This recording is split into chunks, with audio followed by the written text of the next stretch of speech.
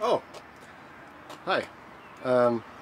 You can see something is wrong with my car and I have no idea what it could be. And I think I have to see my mechanic so that he can do a sufficient diagnosis. And diagnosis, this is the topic today. I hope you will enjoy the short lecture I've made for you. And okay, so while I'm waiting, let's start.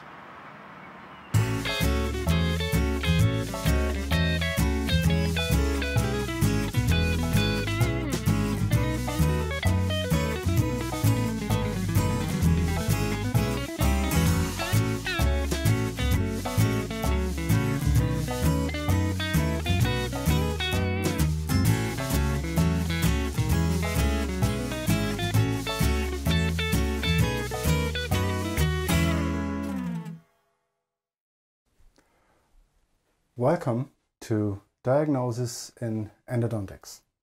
Today I'd like to talk about the basic principles of diagnosis and the tools you will need to. My name is Dr. Stefan Klinge. I work as a general dentist in Kiel, northern Germany, but with a focus on endodontics. I'd like to thank Drew Shaw from Dentinal Tubules for the invitation, and I hope that you will enjoy the show. So let's get started. What is diagnosis? Why do we need it? The basic requirement for every doing, either medically or technically, is to know where the problem is and where it comes from. Hence you have to search for the hows and whys to assemble the pieces into a whole. This requires a bunch of tools that will help you to recognize the puzzles as part of the problem and requires imagination to put them on the right place. With technical issues, it might be sufficient to do some testing or try this or that. Since in medicine we deal with individuals, we have to go additional ways to gather information by also using the skill of questioning and listening. The purpose of any diagnosis is to uncover the main problem and to develop strategies to solve it. In the case of endodontics, this will lead not only to relief of pain, but also to a sufficient treatment and moreover to a complex treatment plan. For uncovering the main problem, it is important to have an unbiased view on the big picture by collecting as much information as possible. Medications, other diseases or psychosomatic issues can veil the truth, and it is our quest to find the way through the maze. Let us have a short view on history on diagnosis. In the ancient world, Greece can be considered as the cradle of medical diagnostic. Mainly Hippocrates of Kos and Galenus of Pergamon were pioneers in it. Especially Hippocrates is considered as the father of modern medicine. As the first, he observed the human body and made conclusions out of it. The Hippocratic fingers might serve as one example, where fingers look like drumsticks as a diagnostic sign of chronic suppurative lung disease. Sorry. Furthermore, Galen's theory of the four tumors influenced the medicine within the 19th century. While the Islamic civilization rose to primacy in medical science in the Middle Age, in the European part of the world, the medical knowledge was lost after the downfall of the Roman Empire. It was the rise of the clergy that caused the foundation of thousands of monasteries where the medical service was restricted to medicinal herbalism. The cause of any disease was considered as divine and as the way to lessen the time in purgatory. There was no need for serious diagnostic, because diseases were sent from God and no further explanation was necessary. From the 16th to the 18th century, the Old Greek and Arabic scientific work was translated into Latin, and this created new impulses to the medical science. Especially the arising interest of the human anatomy was responsible for rediscovering correlations between diseases and their causes. The recognition of cause and effect as a scientific phenomenon displaced the belief on divine providence and slowly raised the art of diagnostic from its slumber. Until today, we have reached a high standard in diagnosing diseases. Especially with the help of high-tech medical equipment, we are able to diagnose almost all forms of sickness in their early state. Even in endodontics, efforts are made to improve the diagnosis of the pulp. Laser Doppler flowmetry detects the blood supply in the pulp, although it is still not ready to use daily, but it is a step forward. Or just think about the use of the CBCT to explore a tooth in all 3 dimensions virtually. So let us have a closer look on the diagnosis in endodontics and the tools we need every day on every patient. To do a diagnosis, you will need one thing most: information. The information is given to you by your patient. The information you need is the chief complaint. The chief complaint can be with or without symptoms.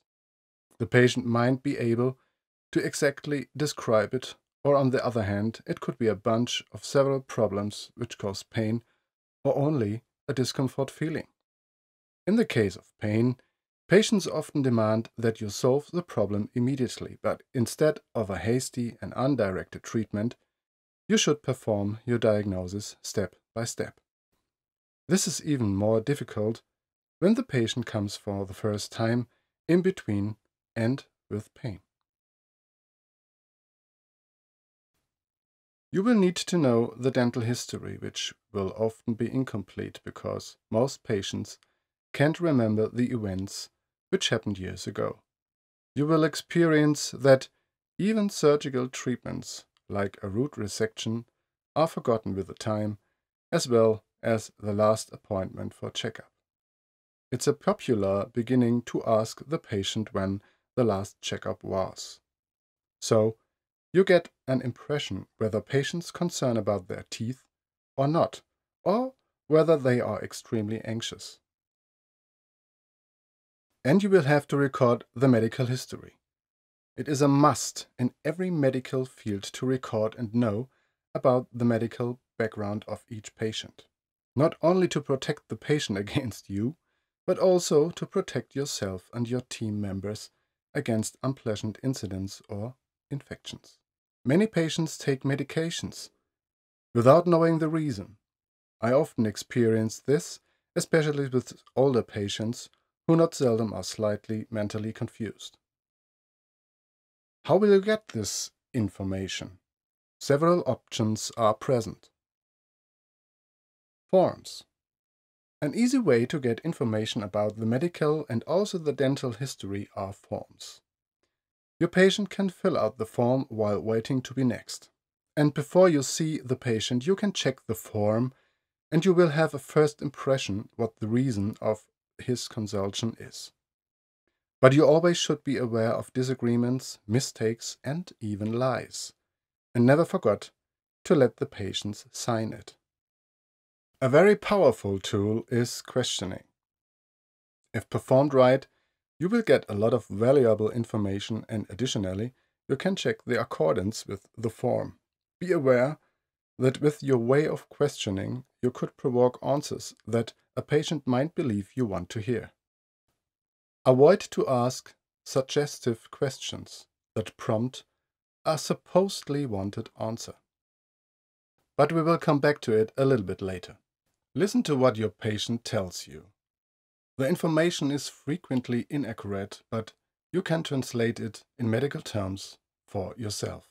But withstand the enticement to teach the patient. You will not have to prove your superiority, the patient already know it. The art of listening has to be practiced every day, particularly the self-control not to interrupt the patient's narration is very important. In many cases, the chief complaint or the main reason why the patient comes to you is already visible. Extraoral swelling or a painful facial expression will tell you in the moment the patient enters the room. But also he or she is only here to see you for an advice, a second opinion, or was referred from a colleague. The patient will tell you. The first question begins with a why or what or how. How are you doing today? Why are you here? What can I do for you? This opens the quest, and in the course you will get pieces of a puzzle. And it is your work to put them together. But as I will tell several times in this lecture, avoid to be biased by the first impression. Things are often different as they appear. The medical history is the most important information. It will tell you about former or actual diseases, about medications, allergies, or other things you must know before you begin any kind of treatment. Probing the pocket depth, for example, could be harmful to the patient if he or she has organ transplants.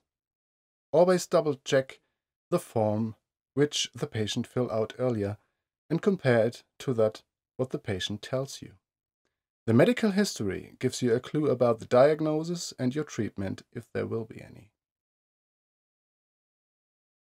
You certainly experienced that a disease or even a medication mimic a dental pathosis. So until you do not have all puzzles together, be aware of a rash diagnosis which could turn out as false. Avoid to be biased, but recognize it as a part of the whole.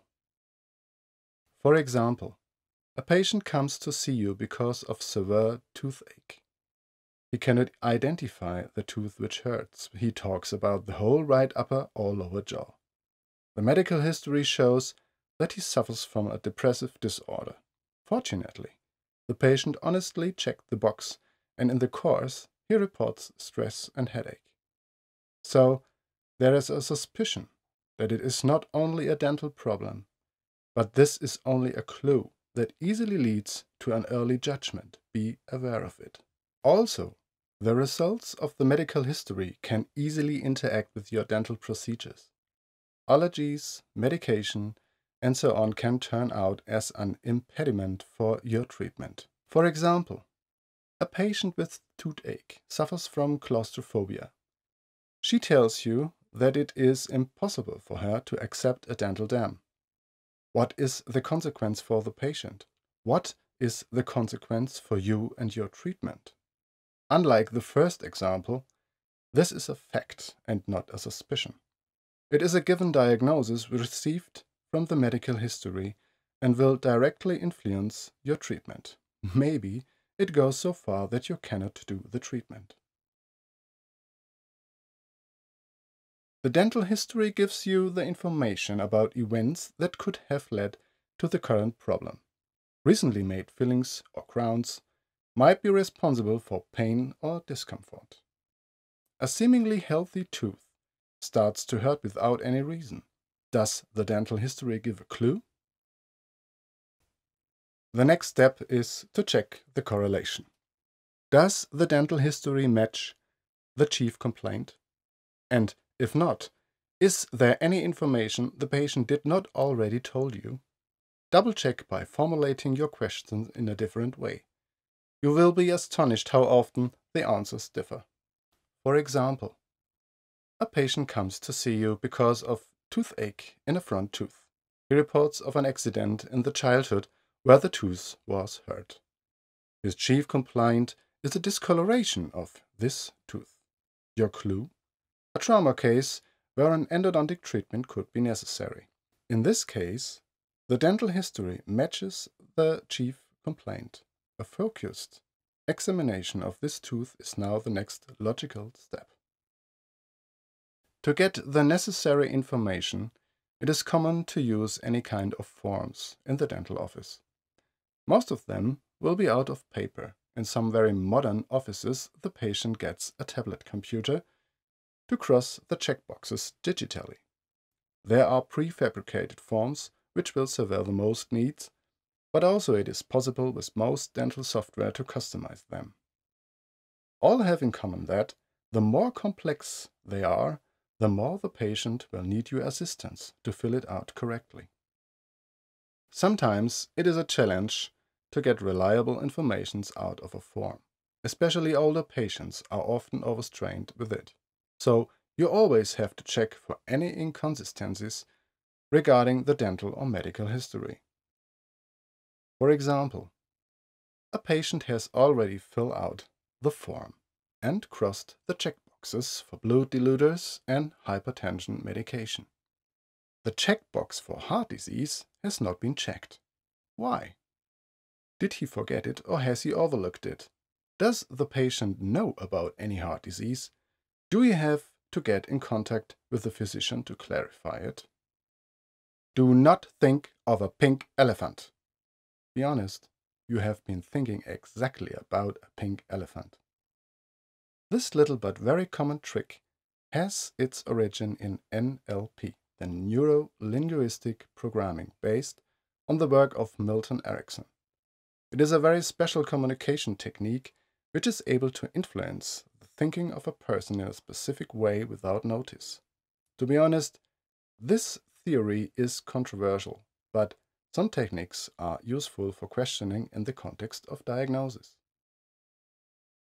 Open questions encourage the patient to answer in whole sentences. As a result, you will get more specific information as with a no or yes. For example, if you ask, "When did the pain start?" you will cause a self-reflection by the patient, which leads not only to a specification of time, but also to additional information like the surrounding circumstances. Thus, you are able to evaluate or re-evaluate the importance for your diagnosis. Close questions are needed to get a confirmation or to show the patient that you understood his report. This is important to establish confidence, especially when you see the patient for the first time. The more the patient trusts you, the more additional information you will get. Also, you can detect inconsistencies or prevent misunderstandings. Or questions are helpful if you need a decision or evaluation. This is important to narrow the chief complaint in terms of type, time, localization, and duration. For example, a dull pain could be a sign of apical peritonitis. A stinging pain could be a sign of carious lesion. When you formulate a question, you are expecting an answer. Active listening means to hold the contact, to evaluate the quality of the message, and to stay on target. This requires a calm surrounding. A negative example: while you do the interview, you are deflected by a ringing telephone or your assistant doing a background job. In this way, you will lose contact and perhaps you will lose important information for your diagnosis. Active listening also means that you repeat the answer in your own words. You may paraphrase the message, but without teaching. It is a thin line between repeating and aping. To avoid aping, you have to restate the words you just heard. The confirmation is necessary to give a positive feedback to your patient in order to show that you're still on target. This chart describes the degrees of active listening. You can see that the lowest degree of any feedback is just repeat the words. You should use it very seldom or never, because it is a sign of not being on target or of being biased without knowing all the facts. At last, it depends on the intellectual capacity of the patient whether paraphrasing or reflecting is an appropriate way to go. Sometimes less is more. These two examples are showing the difference. The first conversation is just the repeating of the words the patient just said. How does it sound to you? The second example shows paraphrasing or even reflecting by using your own words. It does not only show your understanding, it also indicates your commiseration, which in turn creates confidence. My tooth hurts so bad that I'm worried that I will lose it. Your tooth hurts so bad that you are worried that you will lose it. My tooth hurts so bad and I'm worried that I will lose it. I understand. You have serious pain and you are anxious that it has to be taken out. So let me do a short summarize of the basic principles in endodontic treatment. For a sufficient treatment, you need a lot of information given to you by the patient. But often the puzzles you get doesn't fit at the first glance. The information is incomplete, inconsistent, and sometimes confusing. The chief complaint is almost always easy to detect, but it has to be compared with the medical and dental history to uncover contradictions. Furthermore, it helps to avoid unpleasant incidents in your dental office. Filling out a form is the first step, but it is just a framework for the following interview. Communication skills are valuable tools to rule the interview, with open questions which usually start with the words what, when, where or how. You encourage the patient to tell the whole story. You confirm your listening by paraphrasing what the patient just said in your own words without aping. Thus, you get a picture out of the puzzles, although it is not ready yet. Now you can start with clinical tests, which is the topic of second part of my presentations, which will follow soon. Until then, I say goodbye and want to thank you for your attention. I hope this presentation was helpful for you and you enjoyed it like I did. If you have any questions, I'm sure we can do a question-answer session later or live or whatever. Otherwise, you can send me an email and I will answer it as soon as possible. Okay, see you on Dental Tools. Bye-bye. Okay, thanks for watching, and I hope you enjoyed the lecture about diagnosis in endodontics, and I hope you see us next time. So I have to see my mechanic now. Okay, bye bye, see you later.